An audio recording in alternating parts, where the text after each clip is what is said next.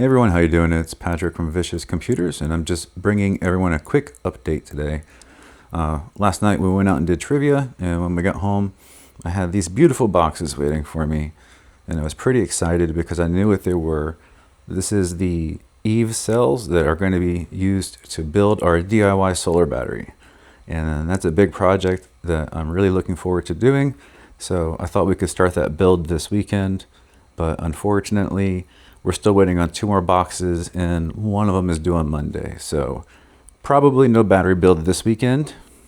And that is a precursor to other projects as well that I want to show you real quick. Once we build that battery, I can get back the 2 batteries that I took out of here. So I can finish building this second battery rack and show you how I built the first one. So that also includes the LED projects.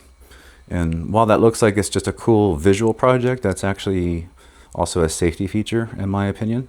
The server rack batteries, inside of there is a bus bar that goes all the way up and down. So it's energized with a lot of power. And so the LEDs are actually powered by that bus. So whenever you see the lights on, that means you know the bus is hot and therefore it is hazardous. So that's kind of what the lights are for. And as an extra, I even thought about making them change colors based on the current state of charge on the batteries. So a cool little automation project. So that's the battery cabinet build to come after the battery build. And I have an extra I want to show you too. This was just like a little extra me project where with the new system, which is going to be running an EG4 FlexBoss, I wanted a way to interface that into Home Assistant, and while there are a couple of good third-party integrations that might work, I was looking into Solar Assistant. I liked the idea that it gathered all this data and it had a way to connect my batteries, so just in case my batteries couldn't communicate to the inverter, I can use this as a middleman. And so I got one up and running. So there's a Raspberry Pi 5 running this, and this is a little 7-inch touchscreen that I just got the other day, and it works right out of the box, which is really cool. So I thought I'd just show you a little demo real quick of how you can configure this without a keyboard and a mouse. So right now it's just vanilla with no settings, and the touchscreen does work. So if I click on battery, for example, we go to the new screen.